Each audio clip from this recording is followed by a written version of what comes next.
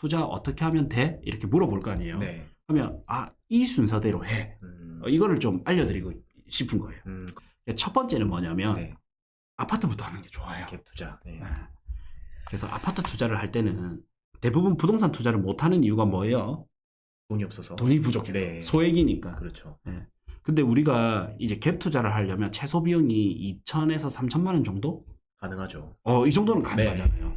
근데 아파트 투자를 하기 위해서는 2, 3억이 필요하다 생각을 하거든요. 그래요? 네. 근데 갭 투자나 분양권 투자를 하면 10% 내지 20%로 혹은 30%로 레버리지 투자를 할 수가 있어요. 네. 물론 이제 그거에 대해서 방법을 또 공부를 해야 되지만, 그러니까 이게 안 되니까 사람들이 무엇을 하냐면 주식 투자를 하는 거예요. 왜냐면 부동산은 큰 돈이 들어간다 네. 생각을 하니까 대부분 주식 투자를 하는 거예요. 근데 주식 투자하는 분들을 또 보니까, 친구들이나 이래 보니까 잡주를 사는 거예요. 이상한 거 사네요. 네. 우량주를 사놓고 꾸준히 좀 기다려줘야 되는데, 그러면서 우량주를 사모으면서 경제에 대한 원리를 배워야 되는데, 그냥 너무 돈 벌고 싶다라는 마음이 앞서다 보니까 수익률이 높을 것 같은 거를 사니까 예. 소위 말해 비우량주를 사는 겁니다. 그리고 또 언제 사냐? 자기가 공부하고 사는 게 아니라 예. 듣고 사는 거예요. 네. 그래서 자기가 듣고 사면 이미 네. 늦었다. 그렇죠. 네. 투자라고 할 수는 없죠. 그건. 그렇죠. 네. 네. 그리고 경제 원리를 배우기 위해서는 주식 투자도 좋다. 저도 이제 처음에는 그래 생각했거든요. 네. 근데 시간이 지나면서 보니까 부동산도 경제 원리를 배우기에 훨씬 좋은 점이 많더라. 좋네요, 이것도. 네. 어떤 점이냐면 주식은 작전주 같은 게 있잖아요. 있죠. 그리고 정토방 이런 게 있거든요. 네. 정보 토론방인가 이런데 너무 찌라시가 많아요. 그래서 헷갈려. 근데 우리가 부동산은 작전주 이런 게 사실 힘들잖아요. 네. 없죠. 네. 저희가 그래도 부동산 강의를 한 8년, 투자를 한 15년 이렇게 해오면서 만약에 작전주가 있다면 내가 작전주 리딩을 했겠다. 네. 근데 부동산은 사실 그게 힘듭니다. 맞습니다. 저 예전에 기억나는 게 아파트에 그 단지가 있는데 그 단지만 올라가면 작전주잖아요. 맞죠? 네. 네. 근데 그 단지와 주변이 같이 올라간다. 이거는 작전주가 아닌 거죠. 그렇죠. 네. 근데 조금 보면 요새 아파트는 시세 다 나오거든요. 사이트나 앱 보면 다 나오는데 옆에 단지는 만약에 똑같이 10억이고 9억 5천이었는데 10억짜리가 갑자기 15억 됐어. 네. 그러면 누가 15억짜리를 사겠어요? 네. 그러면 결국에는 9억 5천짜리를 보거나 그 밑에 9억, 8억, 7억 보겠죠. 그럼 15억짜리를 결국에는 아무도 안 찾을 거 아니에요. 네. 그러면 다시 떨어지는 떨어지죠. 거예요. 네. 네. 그래서 결국에는 부동산을 가지고 뭔가 작전주처럼 한다? 이거는 사실 쉽지 않다. 그리고 금액도 너무 크고. 네. 그래서 주식처럼 주식 작전주도 작은 걸 가지고 하잖아요. 다 이유가 있는 거죠. 그래서 보면 부동산 투자를 하다 보면 결국에는 경제가 이렇게 흘러가는구나. 부동산 내가 투자를 하다 보니까 실수요자는 이런 개념으로 사게 되고. 맞아요. 또 이걸 제공하는 사람은 누가 있냐? 건설사가 있죠. 건설사. 그럼 건설사는 어떤 원리에 의해서 이제 공급을 하고, 그다음에 이거를 같이 어떻게 보면 중간에 심판, 운영하는 사람은 정부가 있죠. 정부 정책. 네. 근데 정부 정책도 우리는 또 미국과 연관이 있거든요. 대외적으로 세계 중국이든 이렇게 연관성이 높단 말이에요. 그러다 보면 경제 공부가 자동으로 됩니다. 이게 지금 하고 있는 게 다 공부다 그런 맞죠? 그렇죠. 네. 그래서 이제 부동산으로 돌아온다면 저는 이제 처음에는 실물이 딱 보이는 아파트잖아요. 근데 이거를 내 돈을 다 들이는 게 아니라 전세를 끼고 있는 거 있죠. 네.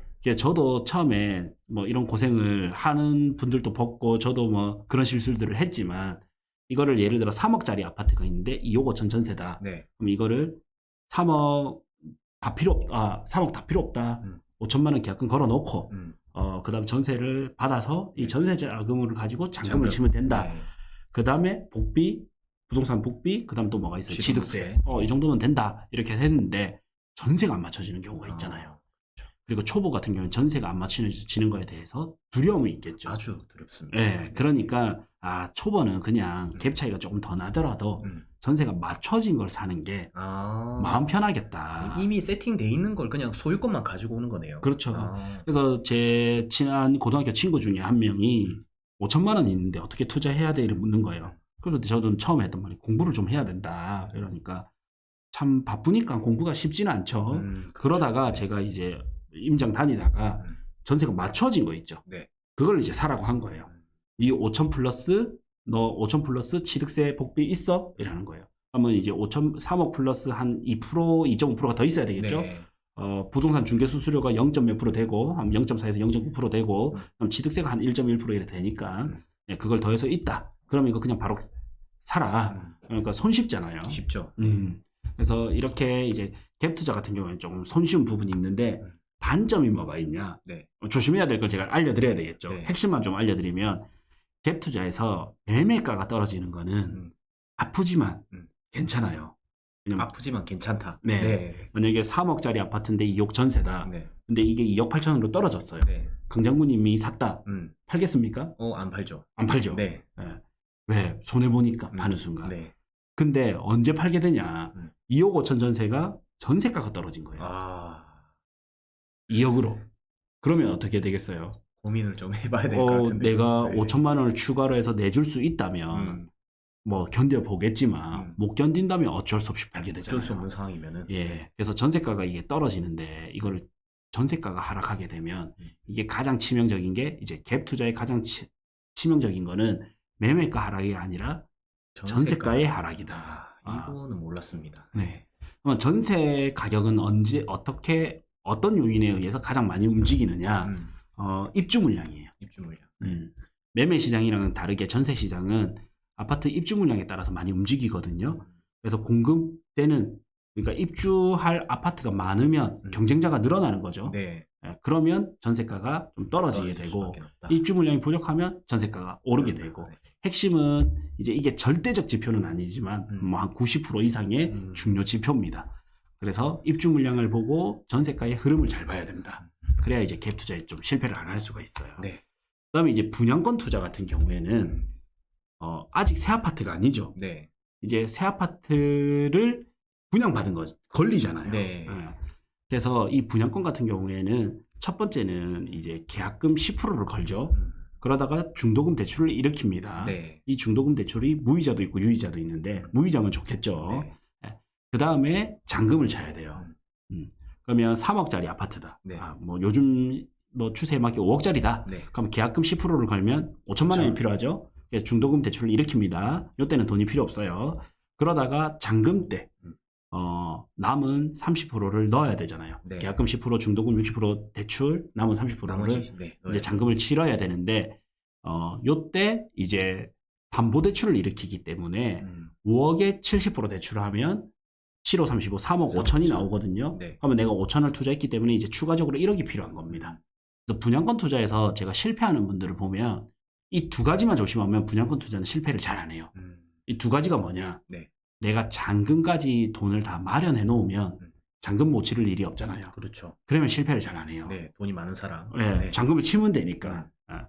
근데 이제 잔금 칠 돈이 없는 분들은 여기서 좀 이제 내가 시장이 좋으면 분양권 상태로 팔릴 건데 혹은 이제 이게 매매가 돼서 팔릴 건데 이제 이게 안 팔리는 거죠.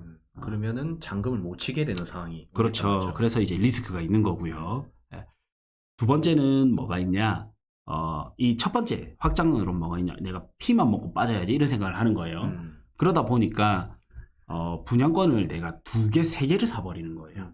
그러면 아까 잔금이 한 개당 1억 5천씩 추가로 필요한데 2개를 샀다. 3억이 필요한 거죠. 네. 그러니까 여기서 많이 좀 힘들어하신 여러 개 하는 사람이 조금 위험 분들도 많이 봤거든요. 그래서 잔금의 기간을 같은 아파트를 여러 개 사는 것보다는 조금 떨어져서 사는 게 나아요. 그 다음에 이제 뭘 실패 많이 하냐? 네. 프리미엄을 주고 사는데 네. 분양권을 프리미엄을 주고 사는데 이 프리미엄 신고를 안 하는 거예요. 그래서 5억짜리 아파트 분양권을 살 때는 계약금 5천만 원이 필요하죠. 네. 근데 여기가 분위기가 좋아서 프리미엄이 5천만 원이 붙었어요. 네.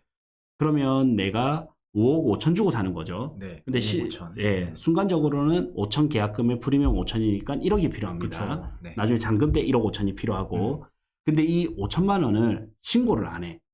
그렇게도 가능하네요. 네, 그렇게 하는 경우도 있었죠. 그런데 내가 나중에 팔 때 돼서 보니까 시장이 안 좋아진 거예요. 혹은 시장이 좋아졌다. 그래서 프리미엄이 5천이었던 게 1억이 됐어요. 그래서 나는 이렇게 생각하는 거지. 피 5천 주고 산 거를 피 1억에 팔면 되니까 5천만 원 벌었네? 생각할 거 아니에요. 그렇죠. 근데 사실 번 게 아니에요. 왜 그렇죠? 왜냐면 내가 5천만 원 피를 주고 샀지만 신고를 안 했잖아요. 네. 그러면 나는 5억에 주고 산 거예요. 근데 프리미엄 1억 받고 팔면 내가 6억에 파는 거거든요. 그러면 그 1억에 대한 양도세 신고를 해야 됩니다. 양도소득세 신고를. 잘하면 본전이 될 수도 있겠다. 그럼 본전이 됩니다. 네. 그러면 본전 이하가 될 수도 있고 그러면 못 파는 거예요. 이거 계산 못 해가지고 손해보는 사람도 있겠는데요. 네. 그래서 못 팔거나 손해보거나 아니면 못 팔았다. 그 다음에 하락장이 온다든지 이런 경우도 있죠. 네. 그래서 분양권은 딱 두 개만 조심하자. 잔금 치를 돈까지 대비해 놓자. 두 번째는 프리미엄 주고 사더라도 신고를 해라. 그러니까 흔히 말해 다운거래를 하지 마라. 네. 그래서 이게 중요합니다. 분양권은. 그다음 사람들이 이제 분양권 투자를 하게 되면 내가 아파트도 좀 투자해봤고 분양권 투자도 해봤다. 그러면 이제 재개발 재건축을 하게 되는데